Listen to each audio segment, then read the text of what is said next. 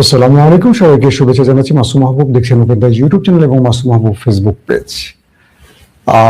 আজকেও ইরান প্রসঙ্গে বেশ কিছু গুরুত্বপূর্ণ আপডেট আছে, আমি সেই খবরগুলো দেওয়ার চেষ্টা করছি। অনেকেই প্রশ্ন করছেন যে মাসুম ভাই বিদেশের সাথে বাংলাদেশের খবরটাও কন্টিনিউ দেবেন, অনেকে বাংলাদেশের ফ্যান হয়েছেন। যাক, শুকরিয়া আপনাদের জন্য যারা কমেন্ট করছেন, আমি দেখতে পাচ্ছি। দর্শক, ইরানে যে নতুন করে রেজিম চেঞ্জের পরিকল্পনা করছিল বিশ্বমোড়ল আমেরিকা এবং তার অন্যতম মিত্র ইসরায়েল, তাদের স্বপ্ন অনেকটা ফিকে হয়ে আসছে। ফিকে হচ্ছে কেন বললাম?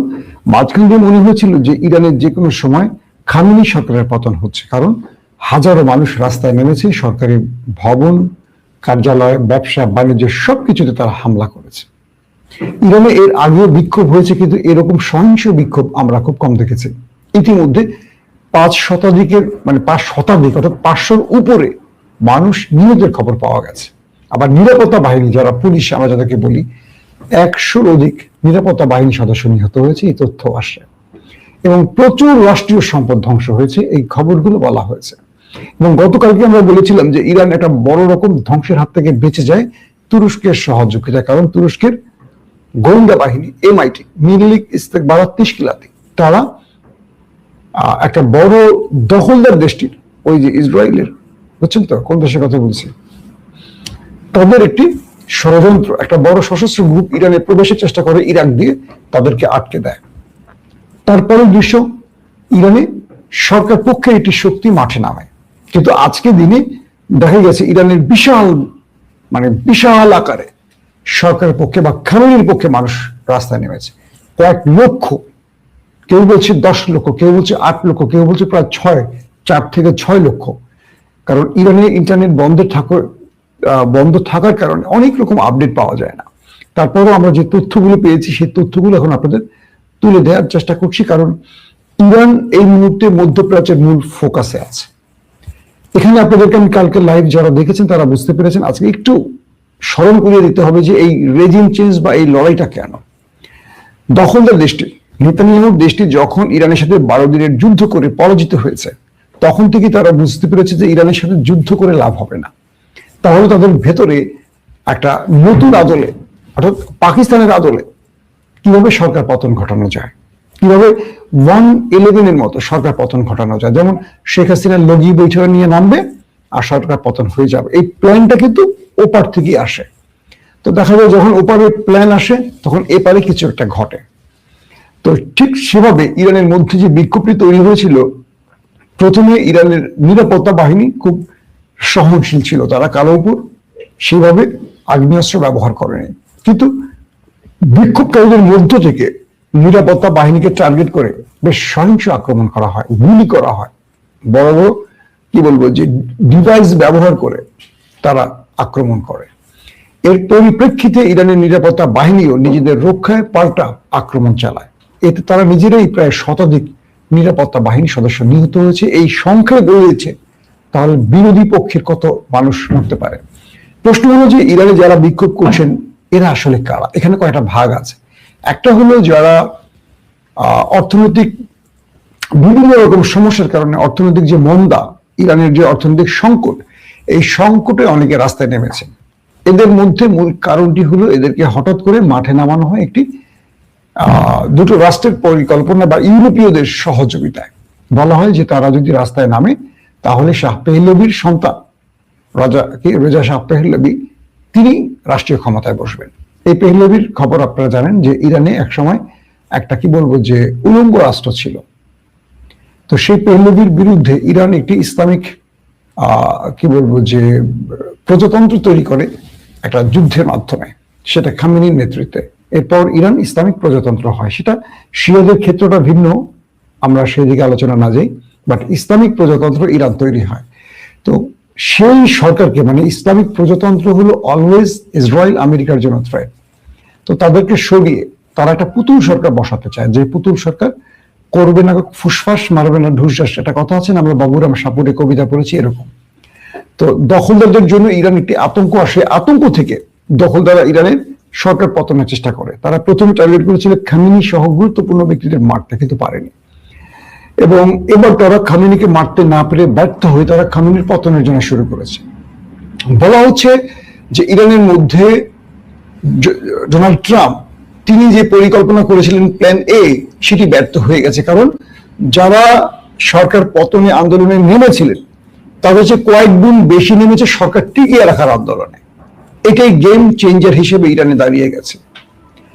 বিষয়টা বুঝেই বলি, ধরেন হাসিনার বিরুদ্ধে যখন আন্দোলন হয়েছে বাংলাদেশের ছাত্র জনতার, তখন আমরা দেখেছিলাম যে ছাত্রলীগ মাঠে নেমেছে, যুবলীগ মাঠে নেমেছে, এবং তারা কি করেছে সেই সময়টা প্রকাশ্যে ছাত্রদের উপর গুলি চালিয়েছে। আর এতে করে আন্দোলন আরো বেগ পেয়েছে, আন্দোলন আরো বিক্ষিপ্ত আকার ধারণ করেছে। আর এক্ষেত্রে এখানে সেটি হচ্ছে না। এখানে যে ঘটনাটি ঘটছে সেটা পুরো উল্টো। কারণটা হলো যে ইরানকে রক্ষায় সরকার পক্ষের লোক মাঠে নেমেছে। অর্থাৎ যারা রাষ্ট্রের সম্পদ নষ্ট করছে, যারা মানুষকে মারছে, সশস্ত্র হামলা করছে, বিক্ষোভকারী তো সশস্ত্র হামলা করবে না, তাদের কাছে উন্নত অস্ত্র চলে এসছে, নিরাপত্তা বাহিনীকে টার্গেট করে গুলি করছে, থানা উড়িয়ে দিচ্ছে, হাসপাতালে আগুন দিচ্ছে, মসজিদে আগুন দিচ্ছে। এটা কোনো সরকার বিরোধী আন্দোলন নাকি এটা রাষ্ট্রের বিরুদ্ধে আন্দোলন? এটিকে শনাক্ত করার পর ইরানকে কয়েকটি রাষ্ট্র একসাথে সহযোগিতা করে, এর মধ্যে তুরস্ক অন্যতম, যার ফলে ইরান কিছুটা হালে পানি পায়। এবং ইরানের খামেনি সরকার তারা এই সরকারের পক্ষে সকল জনগণকে মাঠে নামার আহ্বান করেন। এবং দেখা যায় এই আহ্বানের পরিপ্রেক্ষিতে প্রায় 6 থেকে 10, সংখ্যাটা একদম কনফার্ম বলা যাচ্ছে না, 6 থেকে 10 লক্ষ মানুষ রাজপথে নেমে আসে। এবং এই মানুষের স্রোতে যারা সরকার পতনের আন্দোলন করছিল বা আমেরিকা ইসরায়েলের পক্ষে মাঠে নেমেছিল তারা ঘরে ঢুকে গেছে। একদম গেম চেঞ্জ করে দিয়েছে ইরানের খামেনি সরকার। পাশাপাশি ইরানের দেশপ্রেমিক জনতা রাষ্ট্রের রক্ষা, রাষ্ট্রকে রক্ষায় তারাই কাজটি করছে। ইরানের মধ্যে বলা হচ্ছে যে এই সরকার বিরোধী আন্দোলনে ইরানের সরকারের পক্ষে মানুষ নামার আরেকটি কারণ আছে। কারণ বিগত সময় দখলদাররা ইরানে ব্যাপক আক্রমণ করে ইরানকে ব্যাপক ক্ষতিগ্রস্ত করেছে, অনেক মানুষ মেরেছে। এবং সেখানে ইরান দখলদার বাহিনীকে প্রতিউত্তর দিয়ে প্রতিঘাত করে বিজয় পেয়েছে, যে কারণে ইরানে খামেনি সরকারের জনপ্রিয়তা বেড়েছে। এবং ইরানের বহু মানুষ বুঝে গেছে যে এই রেজিম চেঞ্জ ঘটার মূল কারণ হলো ইরানকে তাদের পকেটে আটকানো। ইরান তো একটা ঐতিহাসিক দেশ, 1000 বছরের ইতিহাস তাদের, তারা কখনো হার মানেনি কারো কাছে। তো সেই জাতি নিজেদেরকে ইসরায়েল বা আমেরিকার হাতে তুলে দেবে এটি ইরানিরা মানতে পারছে না। তাই এবার ইরানিরা যারা খামেনিকে পছন্দও করে না বা যারা সুন্নি তারাও মেরেছে, কারণ তারা জানে এই দেশটিকে তারা দখল করলে সিরিয়া বানিয়ে ফেলবে, আফগানিস্তান বানিয়ে ফেলবে, একটা ধ্বংসস্তূপ তৈরি করবে। যে কারণে তারা এখন সিদ্ধান্ত নিয়েছে এই সরকারকে টিকিয়ে রাখতে হবে এবং দলে দলে মানুষ এখন রাজপথে নামছে। আর তখনই ট্রাম্প এবং নেতানিয়াহুর গলা শুকিয়ে গেছে। নতুন করে ট্রাম্প বলছেন যে আমরা, প্রথমে ট্রাম্প কি বলেছিল যে জনগণের উপর যদি ইরান কোনো আক্রমণ চালায় তাহলে আমেরিকা সেখানে সামরিক বাহিনী পাঠিয়ে ভেনেজুয়েলার মতো আমেরিকা ইরান দখল করবে, অর্থাৎ এই সরকার পতন ঘটাবে। তারা তাদের সামরিক বাহিনী ব্যবহার করবে আরেকটি দেশে, স্বাধীন রাষ্ট্রে। কে বলছে? আমেরিকা। আজকে নতুন করে ট্রাম্প বলছে যে তাদের সিদ্ধান্ত এখনো চূড়ান্ত হয়নি, অর্থাৎ তিনি পিছু হটছেন মিস্টার ট্রাম্প সাহেব। এদিকে মিস্টার নেতানিয়াহু চাইছেন ট্রাম্প যেন যুদ্ধটা শুরু করেন, তাই নানানভাবে ট্রাম্পকে তিনি উত্তেজিত করার চেষ্টা করছেন। কিন্তু ট্রাম্প একটু চিন্তা করছেন যে ইরানের বিরুদ্ধে লড়াইটা করে আমি টিকে থাকতে পারবো কিনা, বা এখানে আমার লাভ কতটুকু ক্ষতি কতটুকু। কারণ সাম্প্রতিক যখন ইরান ইসরায়েল লড়াইটা হয় তখন আমরা জেনেছি যে ইরানের পারমাণবিক প্রকল্পকে টার্গেট করে আমেরিকা যে বোম্বিং করেছিল B2 বোম্বার্সের মাধ্যমে, আপনারা দেখেছেন। এর পরে প্রতি উত্তরে ইরান কাতারে অবস্থিত আমেরিকার সবচেয়ে বৃহৎ মধ্যপ্রাচ্যে যে ঘাঁটিগুলো আছে সবচেয়ে বড় আল উদাইদ যে ঘাঁটি, সে আল উদাইদে ইরান পাল্টা আক্রমণ করে এবং সেই আক্রমণে আমেরিকার গুরুত্বপূর্ণ যোগাযোগ নেটওয়ার্ককে ধ্বংস করে দেয় ইরান। তার মানে ইরান আমেরিকাকে ছাড় দেয়নি। পাশাপাশি ইরান প্রক্সি ব্যবহার করে ইয়েমেন সহ কয়েকটি গুরুত্বপূর্ণ জায়গায় যে পরিমাণ আমেরিকান জাহাজে আক্রমণ করেছে, আমেরিকার এই ভয়টি আছে যে ইরান আক্রান্ত হলে ইরান তার প্রক্সি ব্যবহার করে মধ্যপ্রাচ্যে তার প্রত্যেকটি ঘাঁটিতে আক্রমণ করবে। পাশাপাশি ইরানের রাষ্ট্রভাবে আজকে বলা হয়েছে, রাষ্ট্রীয়ভাবে যদি আমেরিকা কোনোভাবে ইরানে আগ্রাসন চালায় বা সামরিক অভিযান চালায়, তাহলে মধ্যপ্রাচ্যে একটি ঘাঁটিকেও অবশিষ্ট রাখবে না ইরান। মধ্যপ্রাচ্যে আমেরিকার ঘাঁটির কথা বলছি, একটাকে অবশিষ্ট রাখবে না, এবং আমেরিকা ইরানের টার্গেটের রূপ নিবে এই বিষয়টিও স্পষ্ট করে দেয় ইরান। এখন আমেরিকা যোগ বিয়োগ করতে বসে গেছে যে ইরান কি করবে।